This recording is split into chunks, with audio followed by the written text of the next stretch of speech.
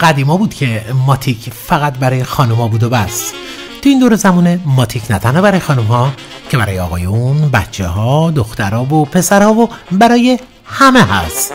خصوصا که این ماتیک شیرین ترین و کمدی ترین نمایش 20 سال اخیر باشه.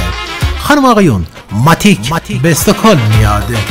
نمایشی از فرزان دلجو با شرکت علی پورتاش، شیلا وثوق، بهرام وطن پرست و برای اولین بار بر روی سن تئاتر شهرام شب‌پره.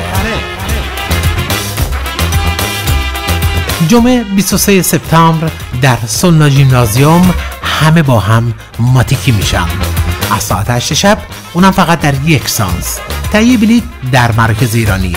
اطلاعات بیشتر پیل پوندسه و تلفن تماس 070 442 34 14.